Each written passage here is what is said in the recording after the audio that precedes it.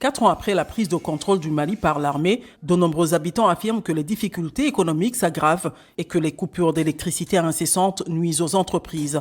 L'orfèvre Alassana Agali estime que cette situation doit être résolue le plus rapidement possible.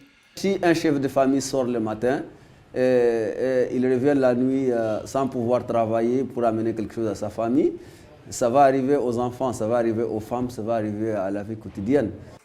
Selon la Banque mondiale, la croissance économique du Mali devrait ralentir à 3,1% cette année contre 3,5% l'an dernier et les niveaux d'extrême pauvreté augmenter. Environ 90% de la population malienne vit dans la pauvreté. Les dirigeants militaires actuels du pays, qui ont pris le pouvoir lors d'un deuxième coup d'État en 2021, sont également revenus sur leur promesse d'organiser des élections en février 2024.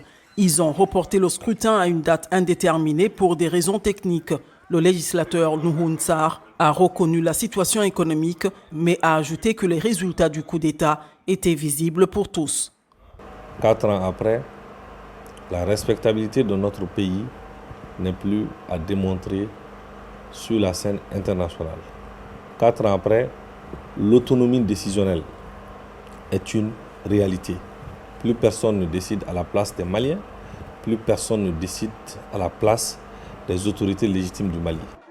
Le coup d'État de 2020 au Mali a été déclenché par la colère de la population face à des dirigeants jugés corrompus et soutenus par l'ancienne puissance coloniale, la France, sans oublier les difficultés économiques et la propagation de l'insurrection djihadiste.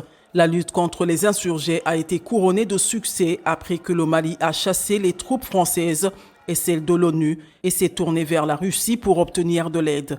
Cependant, les troupes russes et maliennes ont subi l'une de leurs pires pertes sur le champ de bataille le mois dernier. L'analyste politique Alex Kalambiri a déclaré que la sécurité n'est pas tout et que l'économie est dans le marasme.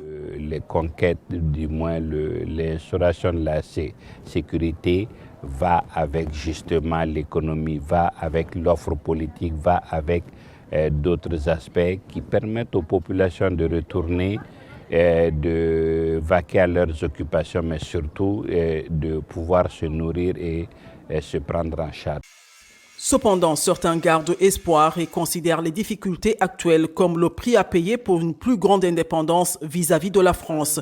Al-Kadi Haïdara, un habitant de Bamako, demande aux Maliens d'être patients. L'indépendance politique n'a bien sûr aucun sens sans indépendance économique, a-t-il dit, mais parfois il faut passer par une période difficile pour avoir un moment plus lumineux.